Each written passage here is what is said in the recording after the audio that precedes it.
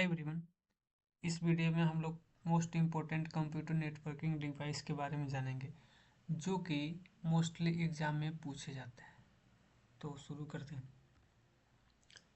सबसे most powerful device, most important device, इस base पे हम लोग डिसाइड करते हैं कि एग्जाम में कौन कौन से जनरली ऑप्शन पूछे जाते हैं।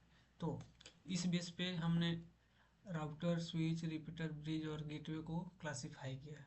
तो हम लोग पढ़ते हैं एक एक करके। उससे पहले हम लोग जान लेते हैं सबसे इम्पोर्टेंट टर्मिनोलॉजी है टीटीएल। टीटीएल के बारे में हर एक एग्जाम में पूछा ही जाता है। तो टीटीएल करता क्या है? यह इनफाइनाइट लूपिंग से बचाता है। इनफाइनाइट लूपिंग से बचाता है। ये सारे एग्जाम लगभग बहुत सारे एग्जाम में पूछा गया। यहाँ तक गेट तक के एग्जाम में पूछा गया कि टीटीएल का काम क्या होता है। तो यह याद रखना, इनफाइनाइट लूपिंग से पैकेट को बचाता है। जैसे कि लेट्स से यहाँ पे एक सेंडर है और यहाँ पे रिसीवर है, ठीक। इस यहाँ से यहाँ पैकेट भेजना है, लेकिन बीच में बहुत सारे राउटर हो सकते हैं, ठीक। तो ऐसा ना हो कि पैकेट इन्हीं, लेट्स से कि यहाँ एक लूप बन रहा है, तो ऐसा ना हो कि पैकेट इन्हीं दो राउटर के बीच में घूमता रह जाए। तो इसलिए हम लोग टीटीएल को यूज करते हैं ताकि पैकेट इनफाइनाइट लूपिंग से बच जाए। तो जनरली हम लोग पैकेट को, जब पैकेट इनिशिएट होता है तो उसमें कुछ रैंडम वैल्यू रख देते हैं, जैसे कि मैक्सिमम 256 शायद, जहाँ तक मुझे याद है 255 या 256 रखते हैं। फिर वो हर एक नोड पे एक एक कम होता है। जैसे यहाँ पर माइनस एक कम हुआ तो यहाँ पे 254 हो गया, फिर से यहाँ पे एक माइनस होगा, यहाँ पे एक माइनस होगा, यहाँ पे रिसीवर पे भी एक माइनस होता है। तो अगर टीटीएल का वैल्यू लेट से कि यहाँ पे 2 है तो यहाँ पे हो जाएगा 1 और यहाँ पे हो जाएगा 0, राइट। तो अगर रिसीवर से के पास पहुँचने से पहले टीटीएल का वैल्यू 0 हो जाएगा तो वो पैकेट डिस्कार्ड हो जाएगा, ठीक है। तो रिसीवर तक पहुँचा ही नहीं। लेकिन अगर यहाँ पे वैल्यू हो जाता 5, ठीक, तो यहाँ पे हो जाता 4 और यहाँ पे हो जाता 3 और यहाँ पे 2 और यहाँ पे 1, तो रिसीवर के पास पैकेट सक्सेसफुली पहुंच गया। अगर यहाँ के पे 4 होता है यहाँ पे, तो अगले पे एक माइनस होता है, यहाँ पे 3 हो जाता है, यहाँ पे 2 हो जाता है और यहाँ पे 1, फिर रिसीवर पे जाके 0 हो जाता। तो अगर रिसीवर पे 0 होगा तो पैकेट डिस्कार्ड नहीं होता, राइट। तो टीटीएल बेसिकली करता क्या है? टीटीएल इनफाइनाइट लूपिंग से पैकेट को बचाता है ताकि वो एक ही दो राउटर के बीच में वो घूमता ना रहे, ठीक। ये जनरली एग्जाम में पूछा जाता है और मोस्ट इम्पोर्टेंट है, ठीक है। बाकी हम लोग अपना नेटवर्किंग डिवाइस को कंप्लीट करते हैं। तो सबसे पहले आता है राउटर। तो राउटर का काम क्या होता है?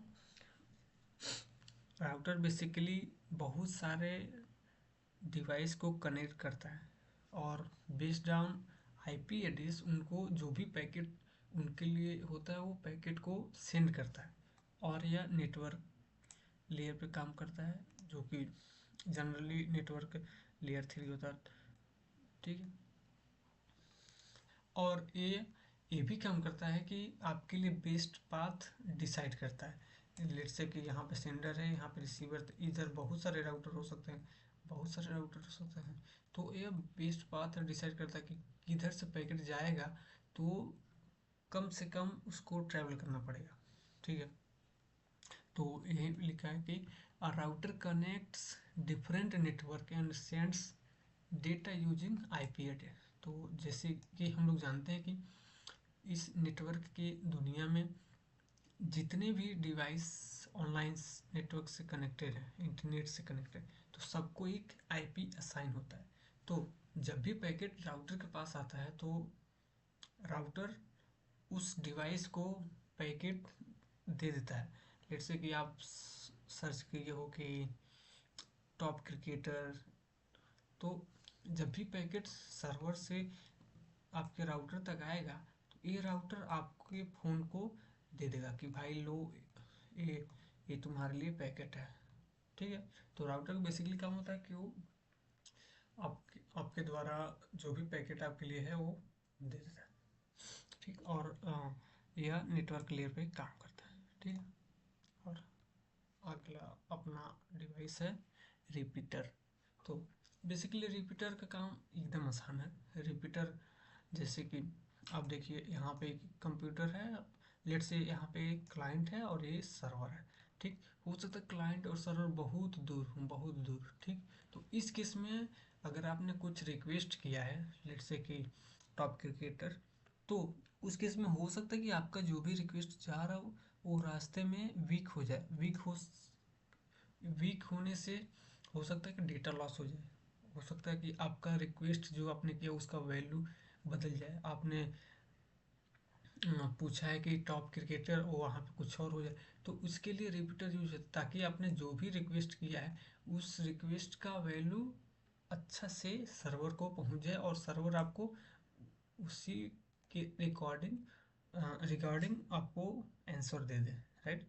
तो रिपीटर का काम होता है कि आपके सिग्नल को स्ट्रेंथ करना, जो भी आपने रिक्वेस्ट किया वो सही से सर्वर को मिल जाए और सर्वर आपको अच्छा से रिस्पॉन्स करता है। और यह फिजिकल लेयर पे काम करता है, लेयर 1 डिवाइस है, ठीक है। और एक और बात है कि यह इसके पास कोई अंडरस्टैंडिंग नहीं होता, बस ये सिग्नल को बूस्ट करता है, मतलब स्ट्रेंथ करता है उसकी जो भी उसकी पावरफुल होती है, उसकी इस स्ट्रेंथ होती है, उसको मजबूत करता है ताकि अच्छा से सिग्नल सर्वर तक पहुंच जाए, ठीक है। उसके बाद से आता है हब। तो बेसिकली हब क्या करता है कि लेट से आपका हब है, तो हब बहुत सारे डिवाइस को कनेक्ट करता है, ठीक है। और जो भी पैकेट इसके पास आता है वो इन सारे डिवाइस को फॉरवर्ड कर देता है बेस्ड ऑन कि इसके पास कोई इंटेलिजेंसी नहीं है कि किसको भेजना चाहिए किसको नहीं। ये जो भी पैकेट आया इसने सारे डिवाइस को भेज दिया जो इससे कनेक्टेड है। तो यही हम बोला कि hub connects multiple computer and sends data to all, right. इस सारे कंप्यूटर को डेटा सेंड कर देता है जो भी इससे कनेक्टेड है, even if not needed. Let's say कि यहाँ पे एक पैकेट आया और यह पैकेट बस इसी कंप्यूटर को ज़रूरत है, ये सी वाले कंप्यूटर को। तो लेकिन इसने सारे कंप्यूटर को भेज दिया, तो इससे क्या होता है ट्रैफिक थोड़ा मिसी हो जाता है, बहुत सारे पैकेट आने लगते हैं और फिर प्रॉब्लम होने लगती है।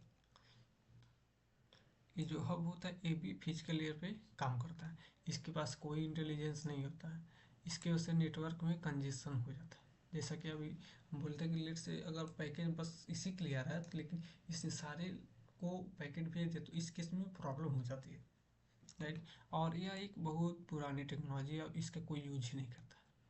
यह दो प्रकार का होता है, इस एक एक्टिव हब एक पैसिव हब। तो एक्टिव हब में क्या होता है कि इलेक्ट्रिकल सिग्नल का हम लोग यूज करते हैं ताकि जो भी आ, मतलब अच्छा से काम कर रहे एक्टिव हब। उसके वजह से पैसिव में हम लोग इलेक्ट्रिकल सिग्नल का यूज नहीं करते हैं, बस यही है। तो हब के लिए इम्पोर्टेंट है कि फिजिकली लेयर डिवाइस है और इतने सारे डिवाइस को भेज देता पैकेट बिना किसी इंटेलिजेंस के। उसके बाद से आता है स्विच डिवाइस, इसको बोला जाता है कि इंटेलिजेंस डिवाइस भी इसको बोला जाता है। यहाँ पे देखें a switch sends data only to the correct device। Let's say कि यहाँ पे पोर्ट है तो यहाँ पे कुछ कंप्यूटर लगे हुए हैं, कुछ यहाँ पे कुछ यहाँ पे कुछ यहाँ पे, तो ऐसे हर एक पोर्ट पे डिवाइस लगेंगे। अगर इसके पास सिग्नल कुछ आ रहा है तो यह उसके कॉरेस्पॉन्डिंग डिवाइस को ही सेंड करता है सिग्नल, जो भी उसका पैकेट आ रहा है। जैसे कि यहाँ पे एक कंप्यूटर है और यहाँ से एक सिग्नल आ रहा है कंप्यूटर सी के लिए, ठीक। तो यह जो भी सिग्नल मतलब पैकेट है यह सी को ही फॉरवर्ड होगा, ना कि यहाँ पे कोई अगर जो बी है तो बी को फॉरवर्ड नहीं होगा। तो इसके लिए हम लोग यूज करते हैं MAC address. MAC address 48 bit का होता है, हम लोग पढ़ेंगे जब कंप्यूटर नेटवर्क पढ़ेंगे तो अच्छे से। 48 बिट के अकॉर्डिंग ये डिवाइस को अंडरस्टैंड करता है कि किस डिवाइस को भेजना चाहिए और उसके अकॉर्डिंग उस डिवाइस को भेज देता है, ताकि भाई लो ये तुम्हारा पैकेट है, तुमने रिक्वेस्ट किया था, तुम देखो अब अपना। और स्विच जो होता है वह डेटा लिंक लेयर पे काम करता है। स्विच के लिए मैक एड्रेस की ज़रूरत पड़ती है ताकि हर एक डिवाइस को पहचाना जा सकता है, ठीक है। उसके बाद से या बेसिकली लैन में ज़्यादा यूज होता है, तो yeah it's all about switch and then bridge. तो ब्रिज बेसिकली दो प्रकार के डिवाइस या फिर ऐसे करते हैं कि नेटवर्क को कनेक्ट करता है। जैसे कि लेट से यहाँ पे एक हब है और इससे दो कंप्यूटर जुड़े हुए हैं, यहाँ पे भी दो कंप्यूटर जुड़े, तो इन दोनों को कनेक्ट करने के लिए यहाँ पे एक ब्रिज का यूज होता है ताकि ये सारे लोग आपस में कनेक्ट हो जाए। तो इसके बारे में कुछ इम्पोर्टेंट फैक्ट ये है कि यह डेटा लिंक लेयर पे काम करता है, ठीक है। यही a bridge connects two network segments and reduces traffic. तो या ब्रिज के बारे में कुछ था। उसके बाद से आता है गेटवे। तो गेटवे क्या करता है कि या दो डिफरेंट प्रोटोकॉल वाले या फिर डिफरेंट टेक्नोलॉजी वाले नेटवर्क को कनेक्ट करता है। लेट्स से कि जैसे कि यहाँ पे कुछ लोग हैं अपना और इंटरनेट के से कुछ बात करना चाहते थे, यहाँ पे बीच में गेटवे आता जाता है और फिर या इस गेटवे के थ्रू ही अपने लोग इंटरनेट से कनेक्ट कर लेते हैं और जो भी अपना रिक्वायरमेंट है उससे फुलफिल कर लेते हैं। तो यह गेटवे के बारे में, जैसे कि यहाँ पे हो सकता है कि जो भी इधर है प्रोटोकॉल या फिर टेक्नोलॉजी वो दूसरा है, और हो सकता है इधर जो भी टेक्नोलॉजी वो दूसरा हो। तो गेटवे बेसिकली करता है कि डिफरेंट टेक्नोलॉजी या फिर डिफरेंट नेटवर्क को कनेक्ट करता है ताकि अच्छा से अपना सिंक्रोनाइज हो जाए चीज़ें और अच्छे से काम करें। तो इसके लिए कोई ऐसा नहीं है कि ये किसी स्पेसिफिक लेयर पे काम करता है, ये बहुत सारे लेयर पर काम करता है। हो सकता है एप्लीकेशन लेयर, फिर network layer, something like this. तो yeah it's all about most important computer networking device. तो जनरली इससे क्वेश्चन बनेंगे, इसमें पूछा जाता है कि आप ये बताओ कि यह डिवाइस है, जैसे कि पूछ देंगे स्विच है, स्विच किस लेयर पे काम करता है, राइट। तो स्विच डेटा लिंक लेयर पे काम करता है। वैसे पूछ देंगे आपको हब के बारे में पूछ देंगे, तो बस यही बेसिक बेसिक क्वेश्चन आते हैं। सो या it's all about most important computer networking device. So thank you guys, मिलते हैं अगले वीडियो में।